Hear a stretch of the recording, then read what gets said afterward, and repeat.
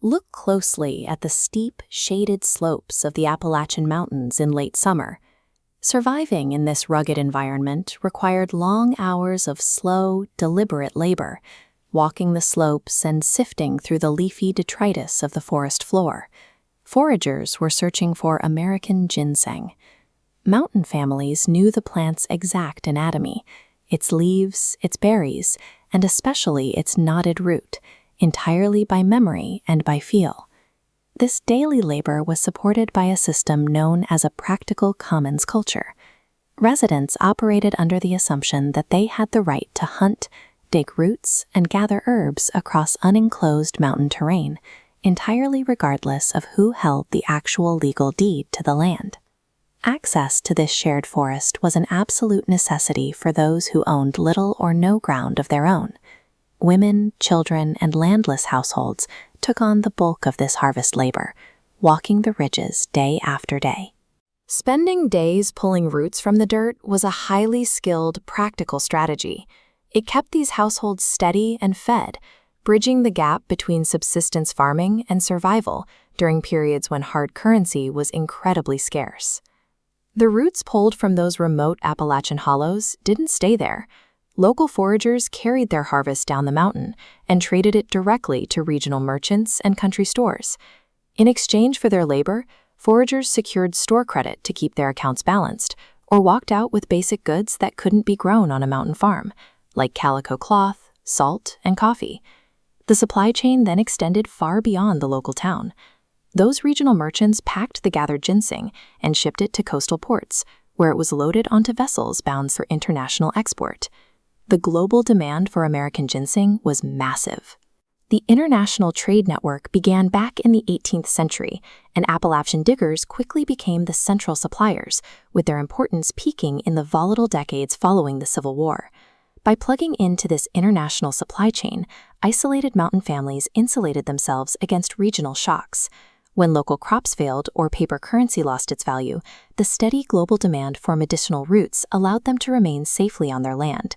Because this informal physical labor intersected with local commerce, it left behind a detailed paper trail. These handwritten entries document the exact volume of roots and herbs brought in for trade, providing hard evidence of the vital economic contributions made by women and children to their family's survival. Tracking these transactions requires an ear for local dialect. Clerks wrote down exactly what they heard, so modern researchers scan the ledger pages for variant spellings like sang, ginseng, and yarbs. Clerks often noted the specific ridge or cove where a harvest originated. Mapping these locations allows historians to separate two families who share the exact same surname but lived in different hollows.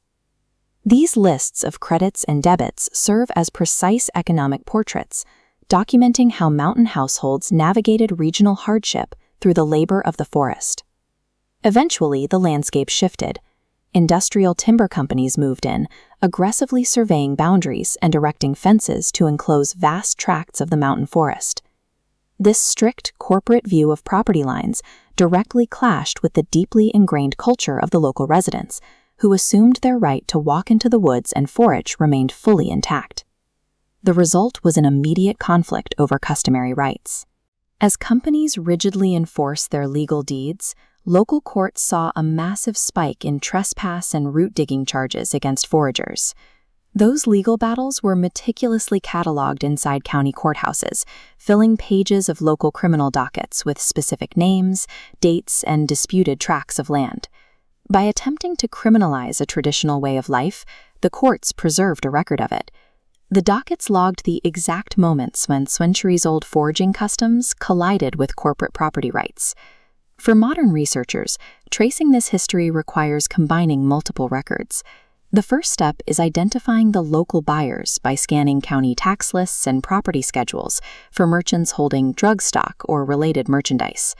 Once you know the buyers, cross-reference them with surviving business ledgers to reveal the names of the local diggers. Finally, checking a merchant's probate inventory uncovers promissory notes owed by foragers or sacks of dried herbs left behind. When we treat the global ginseng trade as a serious economic thread, The forest itself becomes an essential part of the historical archive.